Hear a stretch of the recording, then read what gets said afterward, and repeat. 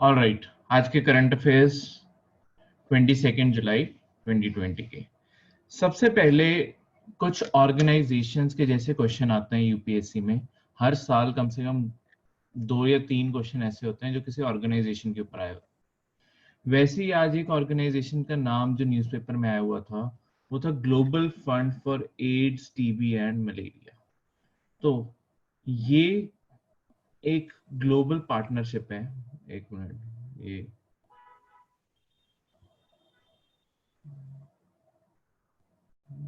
Annotation में of करना।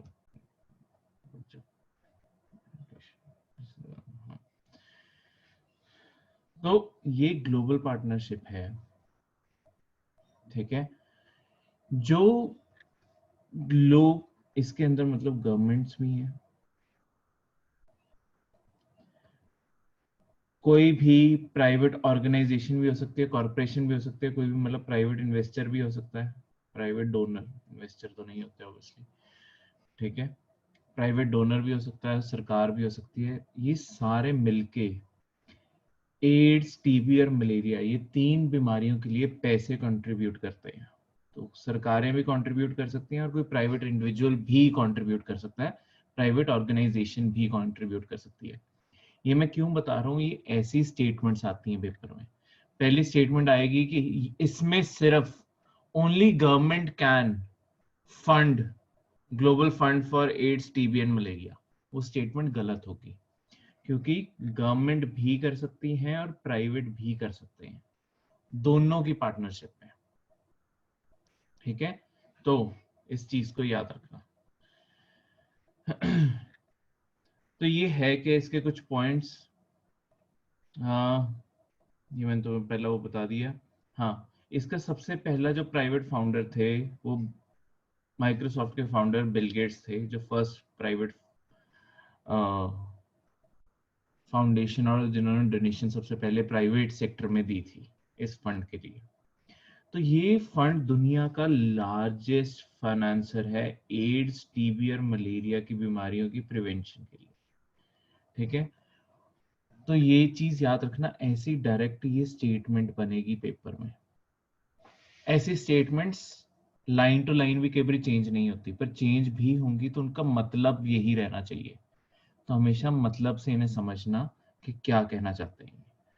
Next is the global fund is a financing mechanism rather than an implementing agency. ये बहुत important है ये पॉइंट। देखो, जो ग्लोबल फंड है ना, ये एक्चुअली खुद कोई काम नहीं करता। ये सिर्फ जहां से इसके पास डिमांड आती है कि यहाँ पे मलेरिया बहुत फैल रहा है या एड्स बहुत फैल रहा है या टीबी कंट्रोल करने वाला है, वहां पे ये मनी सप्लाई कर देती है। वहां पे ये पैसे सप्लाई कर देती है, ठीक है, कि हाँ तुम पैसे लो, तुम काम करो। तो ये सिर्फ एक फाइनेंसिंग ऑर्गेनाइजेशन है,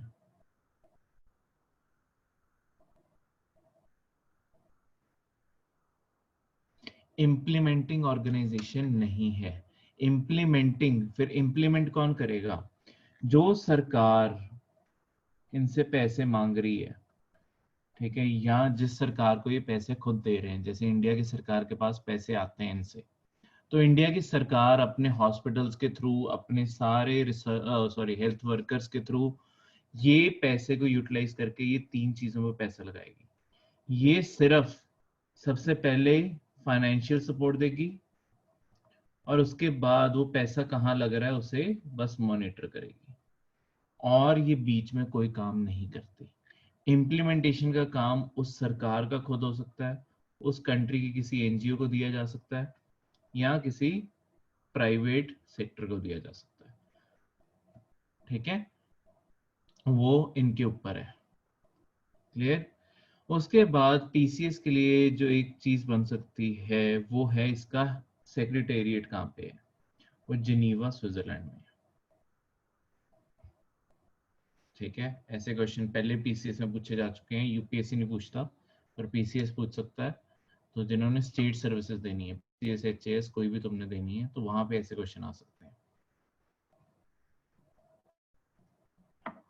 ठीक है। तो ऐसे क्वेश्चन स्टेट सर्विसेज में अपीयर होते रहते हैं। तो ये आगे पॉइंट यही समझाया हुआ है जो मैंने तुम्हें अभी बताया ऊपर। सेकंड करंट अफेयर था अल्ट्रासाउंड टेक्नोलॉजी के ऊपर। तो अल्ट्रासाउंड वैसे हम अपने ह्यूमन बॉडी के अंदर किसी भी टाइप की एबनॉर्मलिटी या कई बार प्रेगनेंसी टेस्ट इन सब चीज़ों के लिए भी यूज़ होता है, ठीक है। तो अल्ट्रासाउंड की जो टेक्नोलॉजी है, इससे लार्ज स्केल इंफ्रास्ट्रक्चर को चेक करने के लिए कैसे यूज करते हैं उसके ऊपर करंट अफेयर है तुम्हारा। तो बेसिकली अभी रिसेंटली कुछ हमारे आईआईटी मद्रास के साइंटिस्ट ने रिसर्च पेपर पब्लिश किया है कि कैसे हम अल्ट्रासाउंड की वेव्स का यूज करके अपने, जैसे रेलवे ट्रैक्स जैसे हो गए, रेलवे ट्रैक्स को ना लगातार चेक करते रहना पड़ता है। क्योंकि अगर तुम रेलवे ट्रैक्स को लगातार नहीं चेक करोगे और अगर कहीं पे भी क्रैक या वीकनेस आ गई स्ट्रक्चर में, तो तुम्हारे मेजर एक्सीडेंट्स हो सकते हैं। तो इसे इन्हें लगातार एक इंस्पेक्टिंग ट्रेन अलग से होती है, उसका काम यही होता है कि लगातार इन सारी चीजों का इन्हें टेस्ट करते हुए जाती होती है वो, ठीक है। एक्सरे सब कुछ यूज करती है वो। तो अगर ये डिटेक्ट ना हो पाए तो बहुत ही मेजर एक्सीडेंट हो सकते हैं। ऐसे ही कोई बहुत ही बड़ी बिल्डिंग खड़ी हुई है जिसके अंदर आयरन यूज हुआ है, ठीक है, आयरन स्टील सारी पाइप्स यूज हुई हुई हैं। अगर तुम उस बड़े स्टील के उस पूरे मतलब एक पूरी बिल्डिंग के अंदर वीकनेसेस नहीं चेक कर पाए और उन्हें टाइम पे नहीं ठीक कर पाए, तो होगा क्या, जब अर्थक्वेक आएगा ये कहीं ना कहीं से क्रैक कर जाएगी और पूरी बिल्डिंग कोलैप्स कर सकती है, ठीक है। तो ये चीज ऐसे देखने वाली है। इस कारण अल्ट्रावायलेट को अब एक नई टेक्नोलॉजी के तौर पे, मतलब नए तरीके से, टेक्नोलॉजी तो पुरानी है ऑब्वियसली, नए तरीके से इंट्रोड्यूस करने की बात हो रही है। कैसे नए तरीका, वो मैं बताता हूँ। उससे पहले कुछ पॉइंट बता दूं। इसमें हाई फ्रीक्वेंसी साउंड वेव्स होती हैं अल्ट्रासाउंड में, ठीक है। तो ये चीज याद रखना। तो ये जब ट्रैवल करती हैं, ये नॉन इन्वेजिव है और नॉन डिस्ट्रक्टिव है। इसका क्या मतलब है? इसका मतलब है कि जिस भी तुम स्ट्रक्चर के ऊपर अल्ट्रासाउंड की वेव्स डालोगे, उस स्ट्रक्चर को कभी भी ऐसा नहीं है उस स्ट्रक्चर के अंदर कोई चेंज आ जाएगा या इन इन वेव्स के कारण उसके अंदर कोई डिस्ट्रक्शन होगी, ठीक है। ये नॉन इन्वेजिव है। नॉन इन्वेजिव का मतलब ये मटेरियल के अंदर कोई चेंज नहीं लेके आते, वो जैसा मटेरियल था वो वैसा ही मटेरियल रहता है। ये नॉन डिस्ट्रक्टिव है, ये मटेरियल को डैमेज भी नहीं करते, ठीक है। ये सिर्फ ये डिटेक्ट करने के लिए कि इसके अंदर कोई गैप या कोई क्रैक या कोई वीकनेस तो नहीं आ गई है। नहीं तो ये अपने आप में कभी भी हार्मफुल नहीं है, ठीक है। तो इसमें होता क्या है, पहले जो प्रोसेस होता था, अब उसके पॉइंट आते हैं। जो कन्वेंशनल बल्क अल्ट्रासोनिक इंस्पेक्शन थी, उसमें मैंने जिस तुम्हें ट्रेन का बताया था, वो ट्रेन क्या करती थी, एक पॉइंट पे, सिंगुलर पॉइंट लेट्स सपोज इसके बीच में आ गई है, तो वो यहाँ के पॉइंट्स चेक करती होती थी, ठीक है। फिर आगे मूव करेगी, अगला इतना हिस्सा चेक करेगी। तो इसमें क्या हो रहा है, बहुत ही लिमिटेड जगह पे एक टाइम पे चेकिंग हो रही है, ठीक है। जिसके कारण बहुत ही ज्यादा टाइम कंज्यूम होता है। ये ट्रेन बहुत ही स्लो मूव करती है, इतने एरिया को ही सिर्फ तुम डिटेक्ट कर पा रहे हो, फिर अगले को करोगे तो पूरा रेलवे एक अगर सिंगल ट्रैक भी कवर करना है तो खुद सोच लो कितना ज्यादा टाइम लगेगा। तुम्हें हर जगह जाके रुकना पड़ रहा है, चेक करना पड़ रहा है, ठीक है। तो बेटर तरीका क्या है जो अभी रिसर्च हुई है, इंस्टेड कि हम इन्हें ऊपर से बॉम्बार्ड करें। मतलब अभी क्या हो रहा था, ये ऊपर से हम इसे स्टडी कर रहे थे पीस बाय पीस। हम क्या करेंगे अब, इस साइड से बॉम्बार्ड करेंगे। इस साइड से क्या होगा, ये सीधी वेव्स जाएंगी और पूरा लंबा ट्रैक कवर कर सकती हैं। इसे कहते हैं गाइडेड वेव अल्ट्रासाउंड। ये गाइडेड वेव अल्ट्रासाउंड है, ठीक है। जो ऊपर वाली थी उसे कन्वेंशनल कहते हैं, क्योंकि वो हमेशा से जो पुराने जमाने से यूज होती आ रही है वो कन्वेंशनल चीज होगी। और गाइडेड वेव जो इसके पैरेलल छोड़ी जाएंगी। तो वो एक साइड से होगा, तो कहीं पे भी कोई गैप होगा वो अपने आप रिफ्रैक्ट होती जाएंगी, जिससे हम इसे स्टडी कर पाएंगे। ठीक है, तो इस चीज को याद रखना। पर अब इसमें एक बहुत बड़ी प्रॉब्लम है। इसमें क्या प्रॉब्लम है, कहाँ लिखा हुआ है, हाँ, इसका अगर जितने भी तुम्हारे मेटल्स है ना, इसमें बहुत ही पुअर रेजोल्यूशन आता है, मतलब बहुत ही धुंधली इमेज आती है। तो अच्छे से अभी मतलब ये अभी टेक्नोलॉजी शुरू हो रही है, इसमें अभी उतने बेटर लेवल पे हम पता नहीं लगा पाते कि एग्जैक्टली कितना बड़ा फॉल्ट है इसमें। ठीक है, और फॉल्ट को कैसे रिपेयर करने के लिए कहाँ से हमें उसे अप्रोच करना पड़ेगा।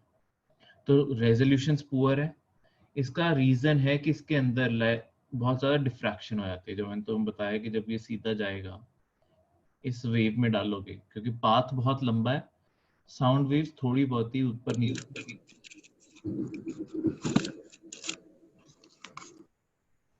साउंड वेव्स थोड़ी बहुत ही ऊपर नीचे मुड़ जाती हैं।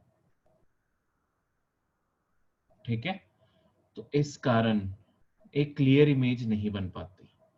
तो इस प्रॉब्लम को दूर करने के लिए फिलहाल अभी साइंटिफिक रिसर्च करते टाइम, अभी तो बिकॉज रिसर्च ही चल रही है, देखो रिसर्च से लेके एक टेक्नोलॉजी जब फाइनल मार्केट में आती है उसमें बहुत लंबा टाइम होता है, वो इमीडिएटली कभी अवेलेबल नहीं होती, उसमें हमेशा टाइम लगता है।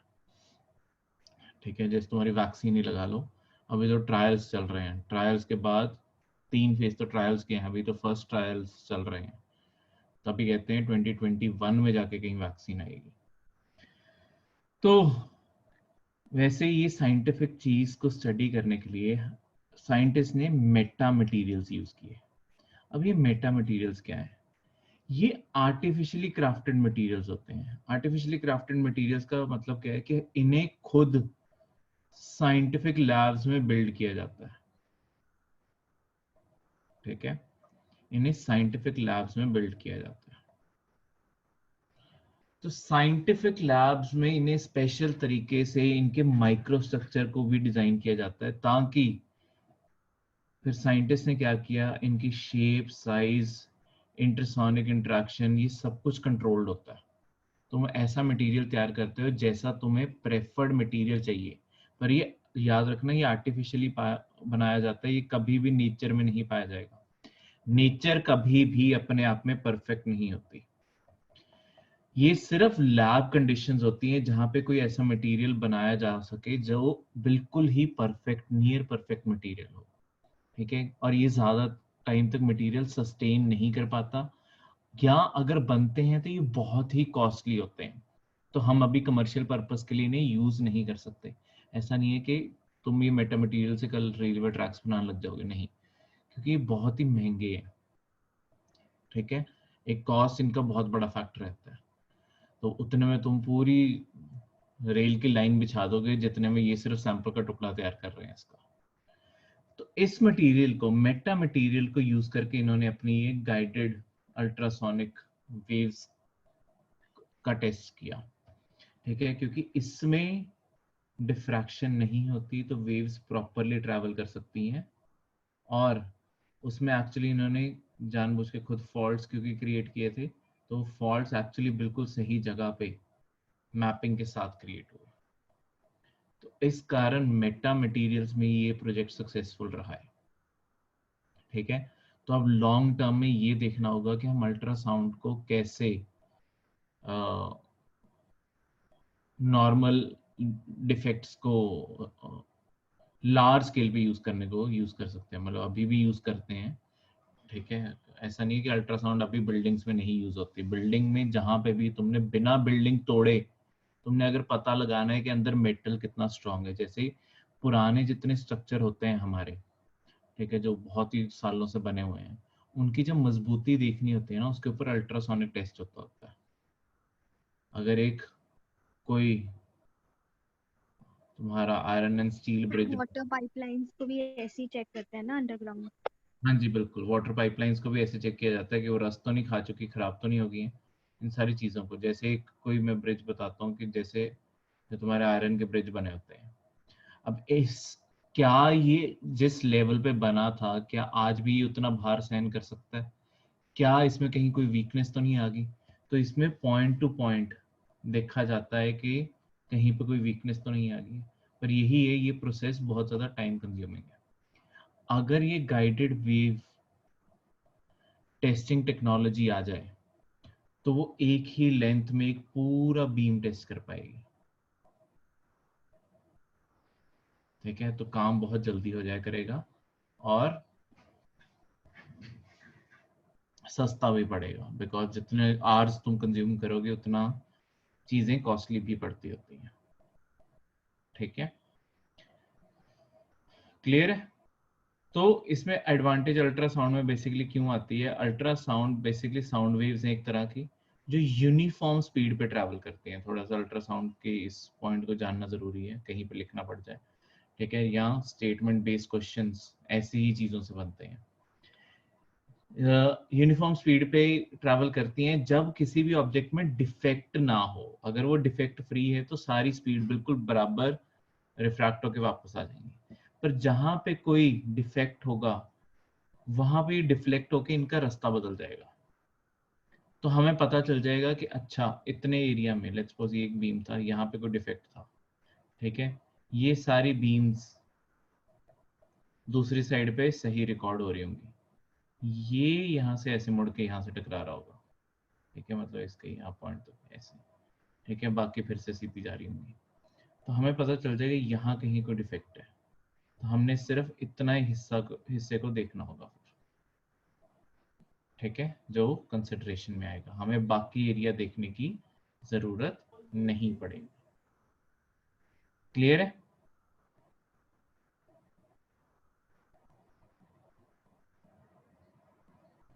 ये थे आज के 2 करंट अफेयर्स। कोई भी डाउट है तो पूछो।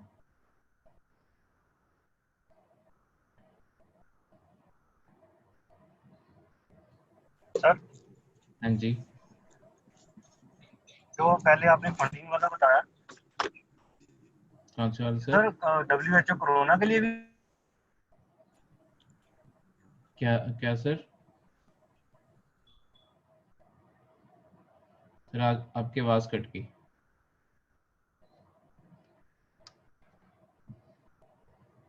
किसी और को कोई डाउट तब तक, जब तक उनकी माइक नहीं आ रहा।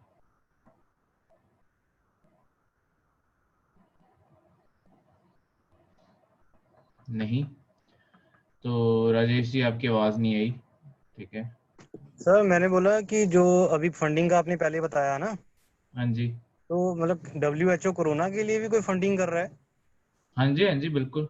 WHO क्या कहते हैं, WHO हेल्थ केयर जो जैसे किट्स हैं, जो गरीब देश होते हैं, WHO मतलब गरीब का मतलब ऐसे नहीं, जैसे इंडिया में भी जो जैसे पीपीई किट्स हैं जो डॉक्टर्स पहनते हैं, या जो बाकी मेडिसिन आजकल जैसे हाइड्रोक्सी क्लोरोक्विन या ऐसी कोई भी मेडिसिन जो दी जा रही है, जिन देशों को इन्हें अप्लाई करने में मदद चाहिए, ठीक है, तो उन देशों को फंडिंग प्रोवाइड कर देता है।